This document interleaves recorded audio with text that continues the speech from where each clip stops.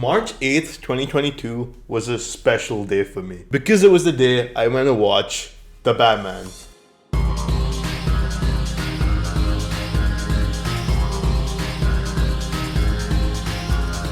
And it honestly changed my point of view on Robert Pattinson. I always considered him the funny man from Twilight and never gave it much thought after that. But after watching the movie, it's safe to say that I came out a changed man. The movie was great and I loved it. The world building, the cinematography, the music, and so many aspects were just brilliant. After watching The Batman, I realized, okay, Pattinson actually has range. So I went back and watched some of his older movies, which leads us to this video. I watched Good Time.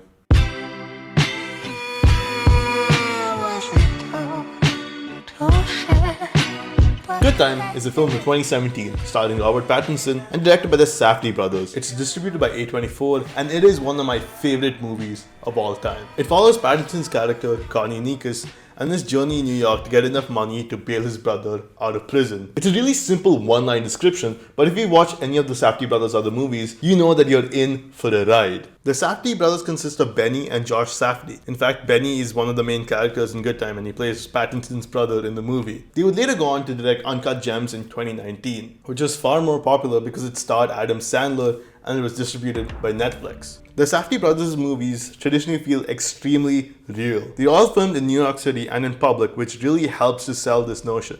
While Robert Pattinson is well known for his vast range in film today, prior to 2017, he was just known as the teenage heartthrob. That's because he played Edward Cullen in the Twilight franchise. And I don't think I need to repeat how successful Twilight was as a franchise. It blew up, made Robert Pattinson a household name because every girl had a crush on him. And I think it still affects like 50% of people's romantic ideation today. While being typecast makes you successful, it also puts you in a box. Now, like anyone, he desperately wanted to change this notion of just being a heartthrob and show that he actually had the prowess to actually be an actor. So he started to get involved in more independent films. The only thing I know now after working on the last few movies I've done, if you work with auteurs basically, you have a better time doing the movie. I mean, it's just like, and you're better in it. Like, it's just... But according to how the story goes, Robert Pattinson only saw the poster of a Safdie brothers movie and he told his agent, I want to work with them. And the rest is history. 2 years ago today, Robert Pattinson saw an image from a movie that I also produced, that Josh and Benny also directed, and he emailed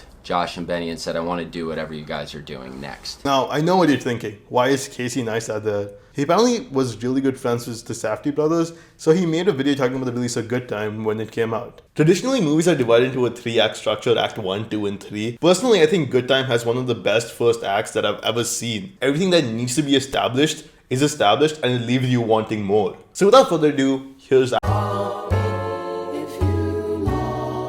The movie begins with Nick Nikas in a therapy session. The therapist is asking Nick subjective questions and he's getting responses. Nick is played by Benny Safdie, who along with directing the movie also edited it while starring in it. And I started with playing Fortnite and going to the gym in the same day. Nick is mentally challenged, so it's difficult for him to speak up and he starts crying in response to the therapist's questions. That's when Connie Nikas, played by Robert Pattinson, comes in with this really cool zoom. Connie is Nick's brother and he's here to complain about the session while dragging Nick out. The brothers are walking outside and they hug it out in time for a title card.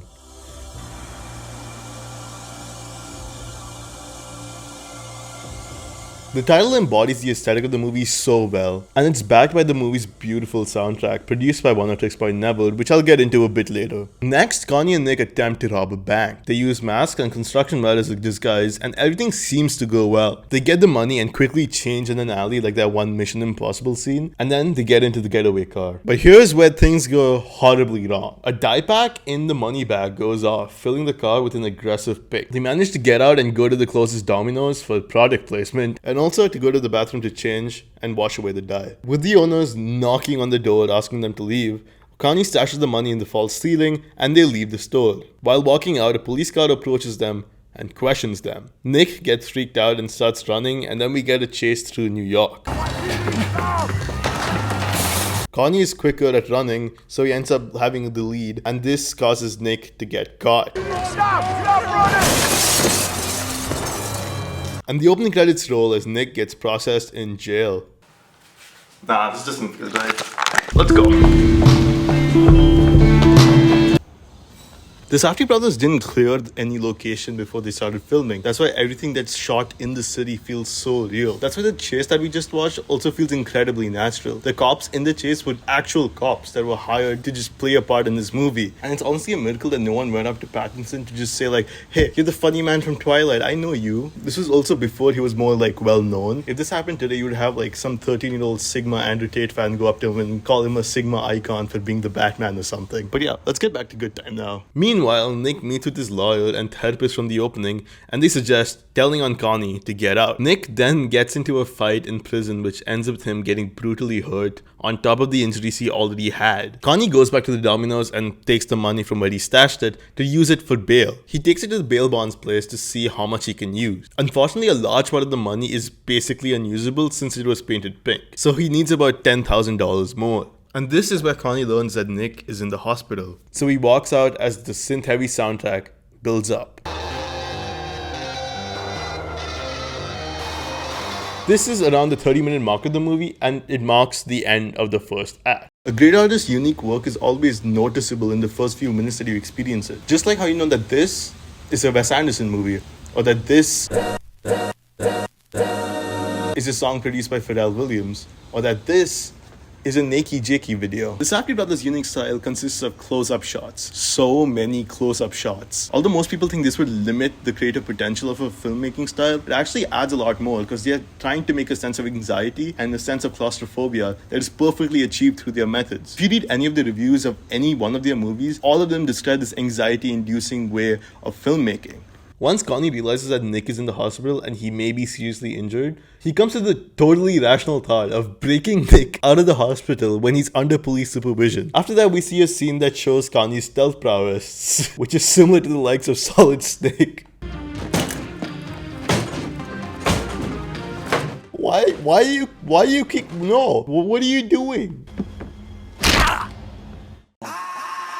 But somehow it works. He manages to sneak Nick out of the building. They get out on the public bus, and as Connie puts it, Do you mind if I put my brother on first? It's so cold, he doesn't have a jacket or anything.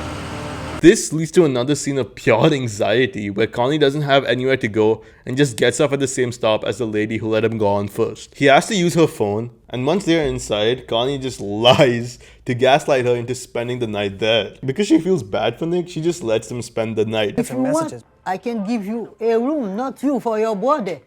I like to take this opportunity to talk about how good the soundtrack of the movie actually is. It's produced by One Tricks Point Never, and it consists of beautiful experimental electronic music that fits the vibe of the whole movie just perfectly.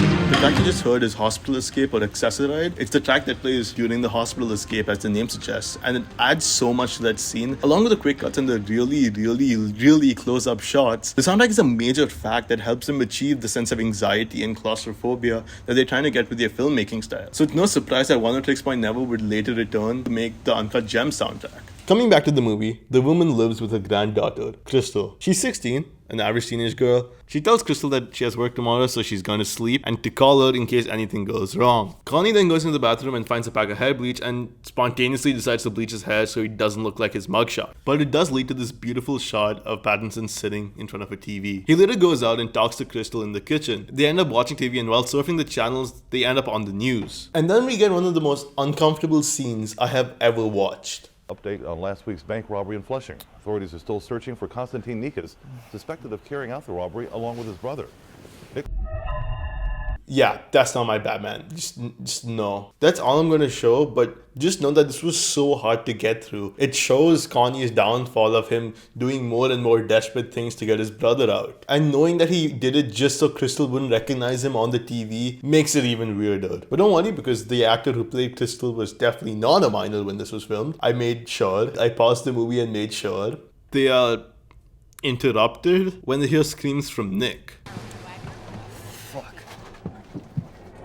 Yo, Where the fuck am I, man? You do this to my fucking face! Yup, turns out Connie broke out the wrong guy from the hospital. This is Ray, and we'll learn more about him in a minute or so. Connie tells Crystal that the hospital messed up and they switched Nick for Ray, and they end up getting in the car to leave the apartment to make the switch back. On the way to the hospital, they see that cops surround the hospital, and that's because Ray was also under police supervision. So they quickly turn into the closest restaurant, which is a White Castle. They tell Crystal to go in and buy some food, and this is when Ray reveals what exactly happened to him. He got out of jail the day before and decided to go on a bender to celebrate. He ended up hanging out with a friend of a friend who was a dealer while on acid at an arcade. He was having the time of his life when someone they were familiar with came in randomly and told him that he had just robbed the Radio Shack across the street. The cops obviously come in and they end up losing their shit, and we lead to a chase. They end up going to a theme park called Adventureland and hiding a bottle of acid there, but unfortunately they get caught. Ray, however, just starts running away and gets into a cab. I really love how this chase is shot. It maintains that sense of claustrophobia while still being out in the open. After being overwhelmed in the cab, he ends up jumping out of it, which leads him to go to the hospital, which is where Connie found him. We come back to Connie seeing that he does not care about Ray's story. The main information that he gets from the story is that there's a bottle of acid at Adventureland and he can sell it for the bail money. So they end up just going to Adventureland, which is about an hour away. This leads to some beautiful aerial shots that you've already seen in this video. They reach Adventureland and Connie tells Crystal, I think something very important is happening and it's deeply connected to my purpose. And I think that you are somehow connected to it as well. what the fuck has happened to Connie? Connie has been falling deeper and deeper into justifying his own actions. He started out feeling bad for this guy, like, okay, he's had so much go wrong for him. And now he just can't support whatever he's doing. It's not right. Connie ends up doing worse and worse shit, which makes the situation worse as a result, which makes him do even worse shit. This vicious cycle is one of the core themes of the movie, and we'll go more into it at the end. For now, he tells Crystal to wait in the car as they break into Adventureland. Like in any other Safdie movie, Act 3 is where shit gets really serious. Everything is ramped to 100 and it leads to a beautiful crescendo that the soundtrack also supports. They break into Adventureland and go into the theme park to look for the bottle. It takes a while, but Ray ends up finding the bottle just when the security guard calls him out. They try to hide when... Show your face!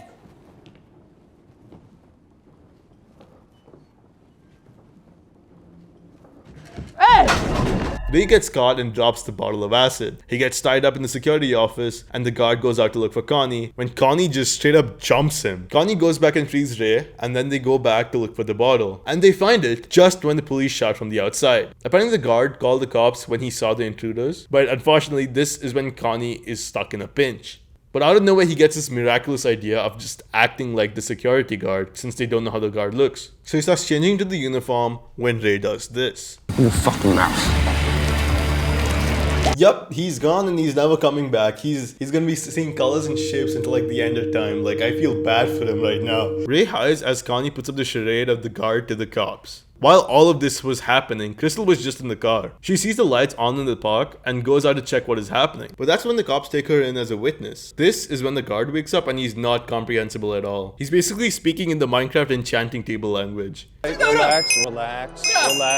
Cops take both of them away to the station. This is when Connie destroys the evidence of them being there and they head out to the guard's car. Since Connie took all of the guard's possessions, he got his driver's license, so they just end up going to his apartment. This leads to another aerial driving montage. Another aspect that I really wanted to talk about was how this movie was marketed. One of the major themes that the public saw was a transition role that the movie served for Pattinson's career. So the movie became synonymous with him, and that's why he held a Reddit AMA, which is such a bad idea, but after going through like the whole post, you learn so much about him as just a person. It's from this AMA that I learned that Robert Pattinson really likes death grips, which I just find really funny. And he explains the context behind this image of him, death grips, and Beyonce, which is like such a weird crossover, dude. And he also talked about how the ending was his favorite part to film. So let's get to it. They break into his apartment to find the guard's pit bull. Since neither of them are children, the pit bull doesn't harm any of them. Connie considers himself a dog whisperer, and surprisingly he's able to calm the dog down. Now that they're in the apartment, the sun starts rising, and Connie convinces Ray to find a way to sell the acid since he still has to pay for Nick's bail. Ray ends up calling his friend Khalif, who was previously seen in the exposition flashback that Ray gave. Khalif says he's going to be over, and while they wait for Khalif, Ray starts drinking from the guard's stash. This is when one of the most infamous scenes from the movie happens. Go fuck yourself, man. Think you're better than me. I am better than you. You're an ignorant fuck, bro. No one's better than any next man, alright? Connie feels this weird sense of being better than just everyone, and especially Ray, because he thinks that his cause is just. The conversation gets interrupted by Khalif coming in. Connie tells him that he wants $15,000 for the bottle, but Khalif doesn't have any money on him. Khalif tells him that he's going to go to the bank and get money, when he's actually just going to come back with a gun to deal with this problem. Connie has some weird kind of spidey sense, and that leads him to start packing to leave. Ray doesn't let him go without a fight though. But out of nowhere, the pitbull from earlier comes back and bites Ray's hand. This allows Connie to escape. Ray frantically calls Khalif, who tells him that cops have surrounded the building. Ray goes to the balcony where we get a bird's eye view of the police. Connie gets caught. As Ray sees cops entering the building, Ray is trapped in the apartment. He climbs out the window to hide, and we cut to Connie getting arrested. What's up? Williams, he's on the building!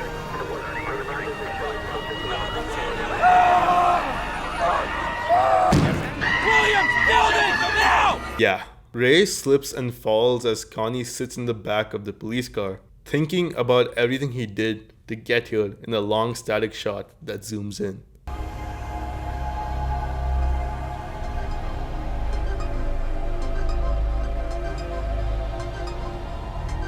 Yeah. It then cuts to Nick, who is out of prison by this point. He started getting appropriate rehabilitation services as the credits roll over the class season. The ending of Good Time hits you like a truck with a beautifully tense build-up leading to it. But even after everything Connie did, I still kind of feel bad for him. And I found that really weird. Like, why would I feel bad for someone who's just used people? Now that I've watched this movie about a dozen times for this project, I think I know why. Connie is a very good protagonist. Not in a goody two-shoes kind of way. Good Time is character-driven, and Connie pushes the plot perfectly ahead while making us relate to him. So now I'm going to do what every video essay does and compare this piece of media to Breaking Bad. Holy mother of God! Connie Nikas as a character really reminds me of Walter White. Both Connie and Walter seem really relatable in the beginning. We feel bad for them. Connie's just a helpless romantic trying to save his brother from jail, and Walter White is an innocent teacher trying to make the most for his family with the little time he has left. We empathize with them, but the actions they perform lead them to fall more and more down the rabbit hole, and they can't seem to get back up. Until there's one moment where you realize, holy crap, the main guy is a piece of shit. For Connie Nikas, it's the point where he used crystal to get what he wants. He uses the idea of saving his brother as a cope. He exploits people to get what he wants, and he'll go to extreme lengths to achieve it. That's why I believe the final scene is so good when he's in the back of the police car with that long shot. He comes to terms with the fact that he used those people for nothing. He tried so hard, but now he must face the consequences of what he has done. And all of that is delivered in this long shot. The importance of this movie in Robert Pattinson's career cannot be understated. I read that Matt Reeves, the director of The Batman, watched Good Time and then wrote The Batman around the character of Connie Nikas and Robert Pattinson. I just couldn't imagine anyone else. Good Time served as a beautiful transition for Pattinson to go from the heartthrob to one of the most versatile actors in Hollywood today. And finally, Good Time proved the prowess that the Safdie brothers had as filmmakers. It's not an easy feat to rehabilitate the image of an actor who is only known for one thing and transition them into something else. And they didn't even do this just once with Pattinson. 2 years later, they did the same thing with Adam Sandler in Uncut Gems. Good Time is one of my favorite movies of all time, and I don't think it gets talked about enough. It often gets overshadowed in the mainstream by the roles Pattinson got as a result of this movie, and also Uncut Gems, which the Safdie brothers kind of perfected their style in. But I think the experience of watching this movie makes this a definite watch for many people. Even negative reviews which complain about the characters, the pacing, or the plot will claim that it was a good watch. The fact that you can hate this movie but still can't deny that you had a good time while watching Good Time is a testament to the fact that this is one of the best movies that you haven't watched. So you probably should.